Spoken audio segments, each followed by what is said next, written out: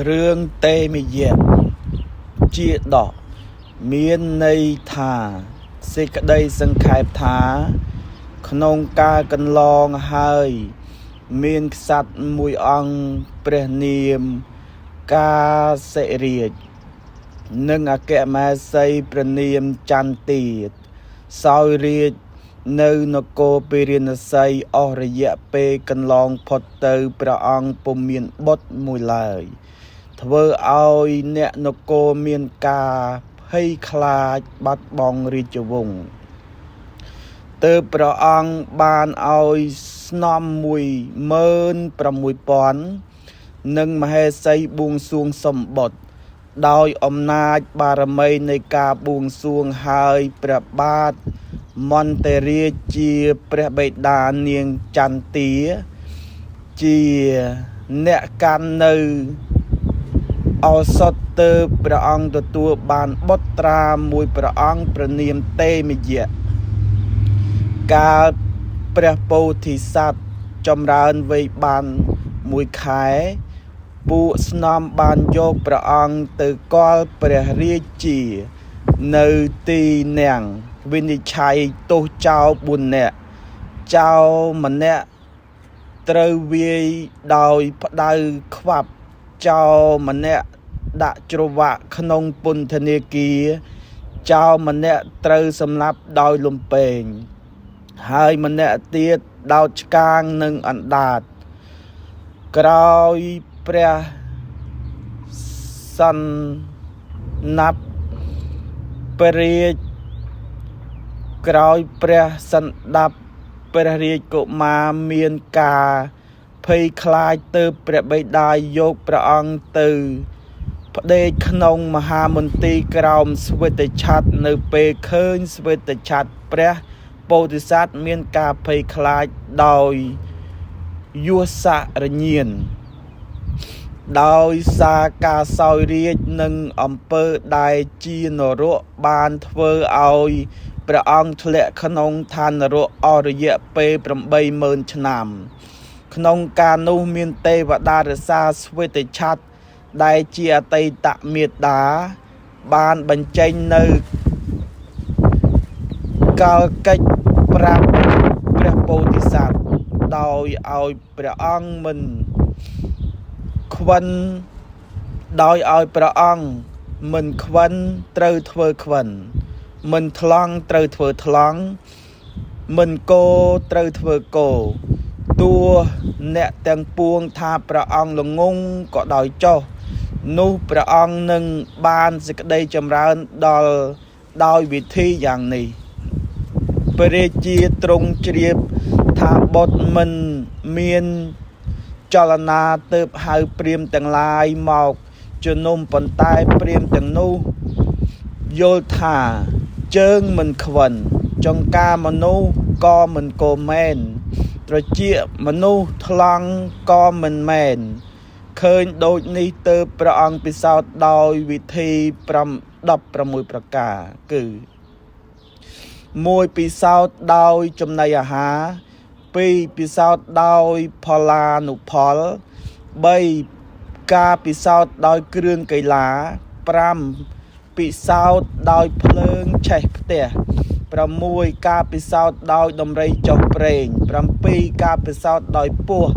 8ការពិសោធន៍ដោយមហោស្រព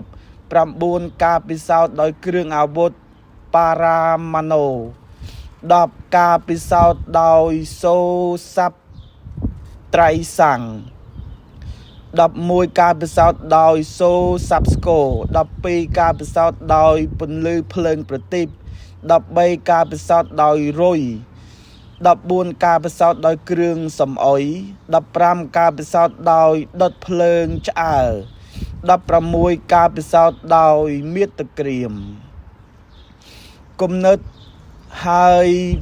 ព្រះមហាក្សត្របានប្រជុំព្រាហ្មណ៍ទាំងអស់មកបន្ទោសដោយប្រការផ្សេងពួកព្រាហ្មណ៍ទាំងនោះមានការអអន់ចិត្តទើបទាយព្រះរាជាព្រះរាជកុមារជាកុមារកាលកណីការបើទុកក្នុងនគរនឹងនាំឲ្យមាន ក្តីវិនិច្ឆ័យអន្តរាយត្រូវតែយកទៅកប់ចោលក្នុងព្រៃដើម្បីសម្លាប់ចោលប៉ុន្តែព្រះនាងចន្ទីអង្វរឲ្យព្រះស្វាមីឲ្យព្រះរាជបុត្រឡើងសោយរាជ្យបានត្រឹមតែ7ថ្ងៃក៏បានទៅព្រះរាជាអនុញ្ញាតឲ្យសោយរាជ្យលំដាប់ក្រោយមកព្រះបាទកាសករាជបានឲ្យសារថីទឹមរទេះអពមង្គលដឹកនាំព្រះរាជាទៅទិសខាងលិចប៉ុន្តែដោយអំណាចបារមីរបស់ព្រះពោធិសត្វទេវតាប្រែក្លាយជារទេះទឹមដោយមង្គលហើយធ្វើដំណើរទៅទិសខាងកើតនៅពេលនាយស្រថីកំពុងជីករណ្ដៅនោះព្រះពោធិសត្វបានក្រោកច្របាច់ព្រះហស្ថឆ្វេងស្ដាំនិងព្រះបាទទីហើយស្រដីទៅនាយស្រថីថា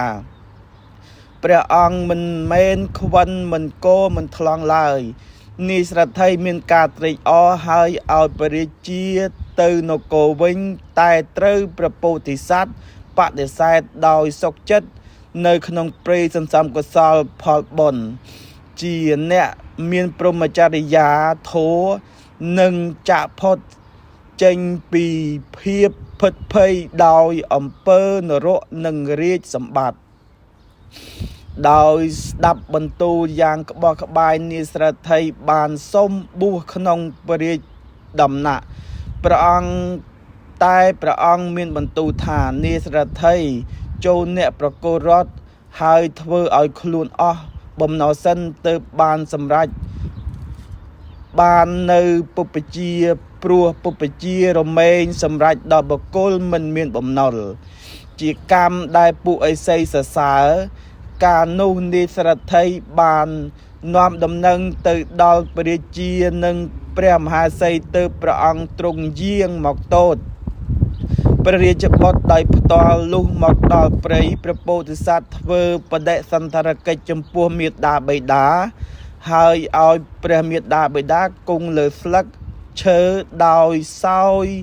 ព្រះឧណោទកៈដែលដោយស្ងោរស្លឹកឈើមិនមានរសជាតិប្រៃតែព្រះរាជាមានបន្ទូលថាខ្ញុំមិនបរិភោគទេខ្ញុំបរិភោគតែបាយស្រូវសាលីដោយសាច់ដ៏ល្អនោះសេចក្តីអស្ចារ្យនឹងកើតមានដល់ខ្ញុំចូលកូនសោយចុះសូកូនសោយរាជចុះប៉ុន្តែព្រះពោធិសត្វមានបន្ទូលថាអាត្មាភាពនឹងប្រព្រឹត្តព្រហ្មចរិយធម៌ពុំត្រូវការរាជសម្បត្តិទេព្រោះក្មេងៗក៏គង់នៅតែស្លាប់យប់ថ្ងៃកន្លងផុតទៅនឹងដែលហូរទឹកដែលហូរទៅហើយមិនវិលត្រឡប់ហើយអាយុជីវិតមនុស្សក៏យ៉ាងនេះដែរជាងនេះភរិយាក៏គង់តែស្លាប់ផ្លែឈើទាំងឡាយក៏គង់តែជ្រុះជន់ខ្លះដែលឃើញតែព្រឹកមិនឃើញពេលល្ងាចឯខ្លះទៀតឃើញតែពេលល្ងាចមិនឃើញពេលព្រឹកសេចក្តីព្យាយាមក្នុងកុសលគេគួរធ្វើក្នុងថ្ងៃនេះឯងបុគ្គលណាដឹងថាសេចក្តីស្លាប់នឹងមានក្នុងថ្ងៃស្អែកអាត្មាភាពផុតស្រឡះហើយអំពើចំណង់គឺការប្រាថ្នាទ្រព្យមិនត្រូវការរាជសម្បត្តិទេសុខចិត្តនៅក្នុងព្រៃបួសធ្វើអំពើជាកុសលប្រព្រឹត្តព្រហ្មចរិយធម៌កាលនោះព្រះបាទកាសិករាជនិងព្រះនាងចន្ទាព្រមទាំងស្នំ 16000 ហើយព្រមទាំងបរិវារសពព្រះハរតីនិងទ្រង់សាងភ្នោះទៅទ្រង់ឲ្យចំហទ្វារឃ្លាំងទាំងអស់និងទ្វារផ្សារហើយទៅកសាងបុណ្យកុសលនៅពេញអាស្រមមានចម្ងាយ3យោជន៍បានសម្រេចនៅសមាបត្តិ8និងអភិញ្ញា5ទាំងអស់គ្នាហើយបានសម្រេចនៅសមាបត្តិដូចគ្នាលុះស្លាប់ទៅបានកើតជាទេវតានៅធម្មកៈមាវជ្រៈសួរ ហើយអ្នកទាំងឡាយដែលបានបួសរៀនគឺជាពុទ្ធបរិស័ទនៃព្រះពោធិសត្វ